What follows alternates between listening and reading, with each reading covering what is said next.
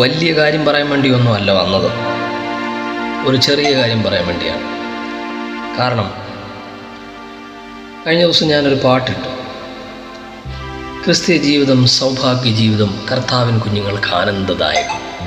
അതിൻ്റെ വരികളുടെ സന്തോഷം, ഞാൻ ഒരു ദിവസം 12 മണിക്കൂറൊക്കെ ജോലി കഴിഞ്ഞിട്ടാണ് നമ്മൾ ഈ റൂമിലേക്ക് വരുന്നത്. അപ്പോൾ മറ്റ് സന്തോഷങ്ങൾ ഉള്ളവരെ സംബന്ധിച്ചിടത്തോളം അവർക്ക് സന്തോഷിക്കാൻ വേറെ പല മാർഗ്ഗങ്ങളുണ്ട്. പക്ഷെ നമ്മളെ സംബന്ധിച്ചിടത്തോളം ചില പാട്ടുകൾ ഹൃദയത്തെ വല്ലാതെ ത്രസിപ്പിക്കും. അപ്രകാരം ത്രസിപ്പിക്കുന്ന ഒരു വാക്കും വരികളും ഒക്കെ വന്നു കഴിയുമ്പോൾ കുറച്ച് സന്തോഷമാവും. അപ്പോൾ ഞാൻ പണ്ട് ഒരു ആഫ്രിക്കൻ ചർച്ചിൽ പോയപ്പോൾ അവർ കാണിച്ച ആ ഒരു സന്തോഷത്തിൻ്റെ പ്രകടനം നമുക്ക് പ്രകടനമില്ല. ഇപ്പം നമ്മളിപ്പം പാട്ട് പാടിയാലും ക്രിസ്തീയ ജീവിതം സൗഭാഗ്യ ജീവിതം, കർത്താവിൻ കുഞ്ഞുങ്ങൾക്ക് ആനന്ദദായകം, കട്ടൻ കാപ്പി കിട്ടോ എന്ന് ചോദിക്കും എൻ്റെ ഇടയ്ക്ക്. അതല്ല, ശരിക്കും നമ്മൾ ആനന്ദിച്ച് പാടേണ്ട പാട്ടുകളാണ്, സന്തോഷിച്ച് തുള്ളണം. ഞാനെന്തൊക്കെ ആ പാട്ട് എൻ്റെ മനസ്സിൽ പെട്ടെന്ന് വരുന്നത് ഒരു നല്ല ബീറ്റ് കൊടുത്തിട്ട് ഒന്ന് പാടിയാൽ എന്തായിരിക്കും. ചില പ്രത്യേക മതവിഭാഗങ്ങളുടെ ഒരു ചിന്തയാണ്, നമ്മൾ വളരെ ശാന്തമായിട്ടിങ്ങനെ കൈയൊന്നും അടിക്കാതെ തന്നെ പാടിയാൽ ചിലപ്പം ദൈവം വല്ലാതെ അങ്ങ് സന്തോഷിക്കും. ദൈവത്തിന് നിങ്ങളുടെ മനസ്സാണ് നോക്കുന്നത്, അല്ലാതെ ദൈവം നിങ്ങളുടെ എന്തെങ്കിലും പ്രത്യേകത കൊണ്ട് പുകഴുന്ന ആളൊന്നുമല്ല. നിങ്ങളുടെ ഹൃദയത്തിൽ എങ്ങനെയാണോ സന്തോഷം ഉണ്ടാകുന്നത് അതനുസരിച്ച് നിങ്ങൾക്കത് പ്രകടിപ്പിക്കാനായിട്ട് കഴിയും. ആ പാട്ട് പാടി ഭയങ്കരമായിട്ട് ബീറ്റ് ഞാൻ കൊടുത്തു, ഞാൻ സിസ്റ്റത്തിൽ കൂടെ എൻ്റെ ഔട്ട്പുട്ട് എടുത്തു കഴിഞ്ഞപ്പം ഭയങ്കര സന്തോഷം. ഞാനത് പിന്നെ അത് ഇവിടെ ഡാൻസ് ചെയ്ത് ഏതാണ്ട് 1 മണിക്കൂറോളം നമ്മളിവിടെ അങ്ങ് തകർത്ത്. നമ്മൾ ഉല്ലാസത്തിൻ്റെ ജയത്തിൻ്റെ ഘോഷം നീതിമാന്മാരുടെ കൂടാരത്തിലുണ്ടെന്ന് പറഞ്ഞിട്ട് ചുമ്മാ ഇവിടെ കിടന്നിട്ട് വാർത്തയും വെച്ച് അന്തിച്ചർച്ചയൊക്കെ വെച്ച് കണ്ടുകൊണ്ടിരിക്കുകയല്ല വേണ്ടത്. ഉല്ലാസത്തിൻ്റെ ജയത്തിൻ്റെയും ഘോഷം എപ്പോഴും ഉണ്ട്. നീതിമാന്മാരുടെ കൂടാരത്തിൽ രാവിലെ ഉച്ചയ്ക്കും എന്നല്ല, രാവിലെ വൈകിട്ടും എന്നല്ല, എപ്പോഴും. അത് എപ്പോഴും നിങ്ങൾക്ക് ചെയ്യാവുന്നതാണ്. പണ്ടൊക്കെ അപ്പച്ചന്മാരുടെ കാലത്ത് ആ ഡ്രമ്മൊക്കെ കൂട്ടി പാടി ആനന്ദിച്ച അതൊക്കെ ആലോചിക്കുമ്പോൾ അന്ന് പിന്നെ നമുക്ക് ഇതുപോലുള്ള ഇൻസ്ട്രുമെൻറ്റ്സ് ഒന്നുമില്ല. അപ്പോൾ അത് നമ്മൾ കലത്തിനകത്തൊക്കെ ഈ ബൂഫർ വെച്ചിട്ട് കലത്തിനകത്ത് വയറൊക്കെ അവിടെ നിന്ന് ഇവിടുന്നൊക്കെ വലിച്ചുകൊണ്ട് വന്നിട്ട് ബാറ്ററി ഇട്ടിട്ടൊക്കെയാണ് ഇങ്ങനെ കേട്ടുകൊണ്ടിരുന്നത്. ഞാൻ പറഞ്ഞു, നമ്മുടെയൊക്കെ ആ ഉള്ളിൽ ആ ദൈവത്തിൻ്റെ സന്തോഷം ഹൃദയങ്ങളിൽ വരുമ്പോൾ അത് നമുക്ക് എങ്ങനെ പ്രകടിപ്പിക്കുന്നതിനോ ദൈവം അത് ഇഷ്ടപ്പെടും.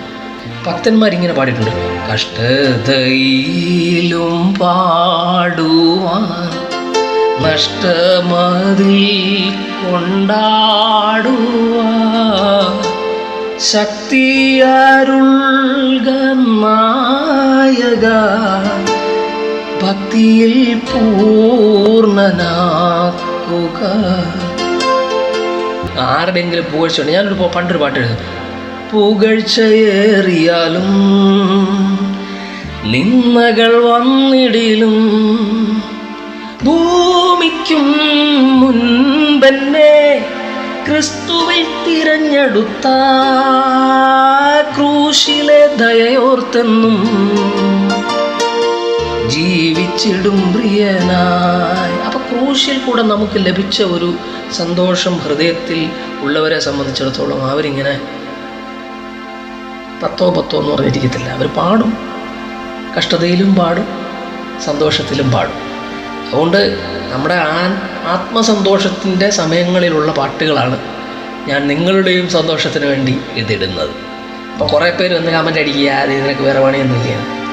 അപ്പോൾ എൻ്റെ നമ്മളെ സന്തോഷം എന്ന് പറഞ്ഞു കഴിഞ്ഞാൽ കഷ്ടതയിലും പാടുക എന്നുള്ളതാണ്. സന്തോഷം വന്നിടിലും സങ്കടം ഏറിയാലും എനിക്കുള്ള സമാധാനം ക്രിസ്തുവിലായതിനാൽ ക്രൂശിലെ ദയയോർത്തെന്നും ജീവിച്ചിടും പ്രിയനായി. അപ്പോൾ നിരാശയുള്ള സമയങ്ങളിലും പാട്ടുകളുണ്ട്, സന്തോഷമുള്ള സമയങ്ങളിലും പാട്ടുകളുണ്ട്. അതൊക്കെ അതിനനുസരിച്ച് പാടട്ടെ. നിങ്ങൾക്കത് സന്തോഷമാകുന്നില്ലെങ്കിൽ സ്കിപ്പ് ചെയ്ത് കളയുക. മറ്റുള്ളവരെ കുറ്റം പറഞ്ഞോ അല്ലെങ്കിൽ തെറി വിളിച്ചോ ഒരു പോസ്റ്റ് ഇടുന്നതിനെക്കാട്ടിലും അല്പസമയം ദൈവത്തെ മഹത്വപ്പെടുത്തുന്ന സന്തോഷം ഹൃദയത്തിൽ അനുഭവിക്കുന്ന പാട്ടുകളല്ലേ വേണം. അതുകൊണ്ട് ഞാൻ പണ്ടൊരു എഴുതിയ പാട്ട്, അപ്പോൾ അത് വളരെ പതുക്കെ പാടാം, ഇങ്ങനെയും പാടാം. എനിക്കൊരു ആകുലമില്ല, ഇല്ല, എനിക്കൊരു ഭാരവുമില്ല, ഇല്ല. യേശു എന്നുള്ളിലുള്ളതാ. അങ്ങനെ ഒരു പാട്ട് പാടാം, പക്ഷെ അതിന് ഒരു സ്പീഡിൽ കൂടി ഇങ്ങനെ പാടാം. എനിക്കൊരു ആകുലമില്ല, എനിക്കൊരു ഭാരവുമില്ല, യേശു എന്നുള്ളിലുള്ളതാ. എനിക്കൊരു ആകുലമില്ല, എനിക്കൊരു ഭാരവുമില്ല.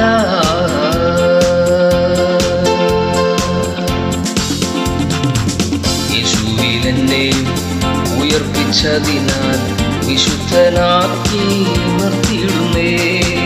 യേശുവിൽ എന്നെ ഉയർപ്പിച്ചതിനാൽ വിശുദ്ധനാക്കി നിർത്തിയിടുന്നേ. എൻ്റെ വിചാരങ്ങൾ ക്രിസ്തുവിലായി, എൻ്റെ വിചാരങ്ങൾ ക്രിസ്തുവിലായി. സ്വർഗീയ സമാധാനം പ്രാപിച്ചല്ലോ.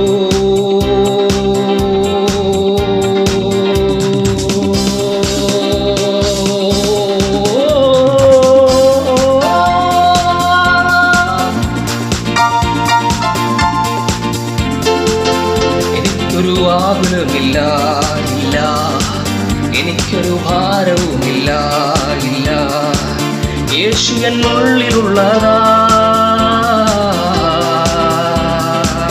എനിക്കൊരു ഭാരവുമില്ല, ഇല്ല, എനിക്കൊരു ആകുലമില്ല.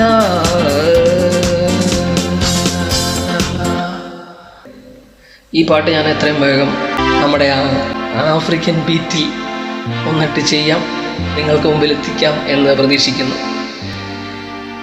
ശാന്തമായ പാട്ടുകൾ ആഗ്രഹിക്കുന്നവർക്കും സ്പീഡിലുള്ള പാട്ടുകൾ ആഗ്രഹിക്കുന്നവർക്കും ഇതിൻ്റെ നടുവിൽ നിൽക്കുന്ന മെലോഡിയസ് ആയിട്ടുള്ള പാട്ടുകൾ പാടുന്നവർക്കും അവരുടെ മനസ്സ് മാത്രമേ ദൈവം നോക്കുന്നുള്ളൂ എന്നൊന്ന് പറയാൻ വേണ്ടിയാണ്. എനിക്ക് ഇന്ന് ഈ കമൻ്റ് അടിച്ച് കുറ്റം പറഞ്ഞവരോട് ആരോടും ഒരു നിരാശയുമില്ല.